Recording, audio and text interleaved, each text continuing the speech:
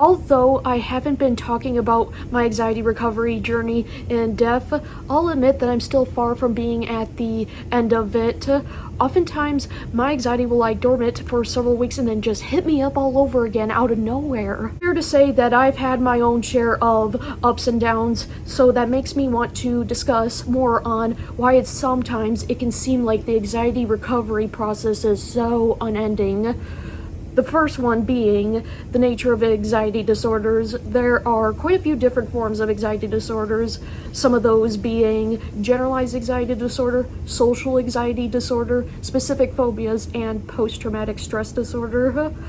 The fact that they can come in so many different presentations all contributes to the complexity of having to find an anxiety recovery path.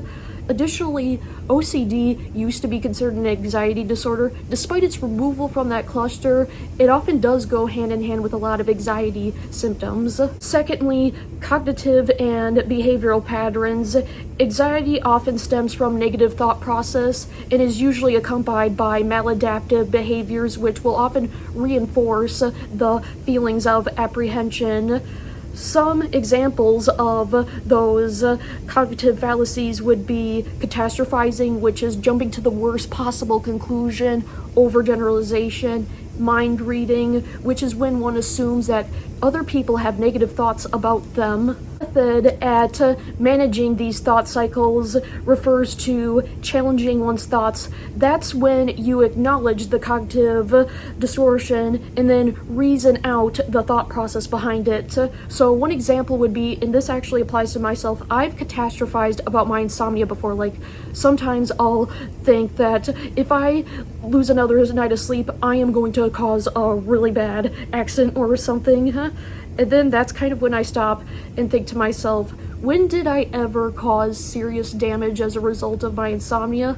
That's right, I actually never have. The worst that's happened is causing some minor mishaps, and then I usually just sleep later on, and then I keep going. Third factor refers to cause. It's common knowledge by now that anxiety disorders often have genetic and environmental factors, and genetics are not destiny. It's actually been proven that DNA coding can alter within certain circumstances. This also leads into why anxiety can seem like such a stubborn obstacle. It's also likely why a trigger can bring back physical sensations from years ago. My body retained that acquired mechanism, which makes it all too easy to revert back to that damned state. Identifying all the causes, triggers, effects, and patterns can be really time-consuming and often takes a lot of self-reflection and self-perseverance, all of which can make anxiety seem so overwhelming and unending. And I really feel this. Talking about this really does hit close to home, so yeah, I'm really glad that I'm able to express all this here. Lastly, whether outside intervention is necessary. Although self-recovery from anxiety is definitely possible, there's no denying that sometimes additional support is needed.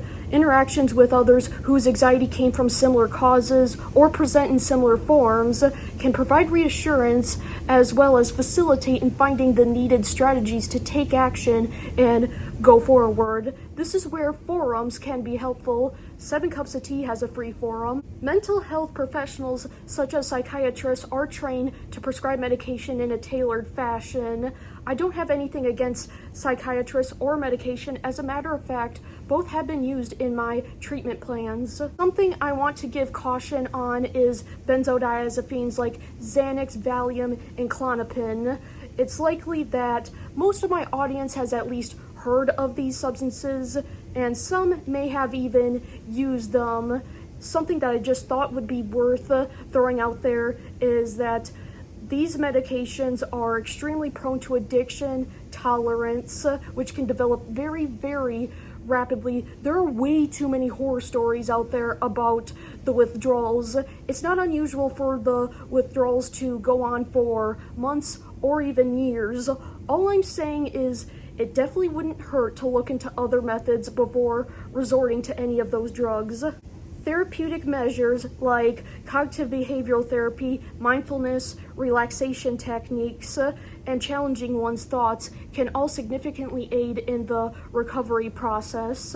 In conclusion, the self-recovery process can take a long time due to the various forms of anxiety disorders, their individualized cognitive and behavioral patterns, willingness to follow through on coping strategies, and whether or not outside intervention is necessary. Something that I learned myself throughout the process of seeking therapy myself was the phenomenon known as intrusive thoughts, which are common in OCD sufferers.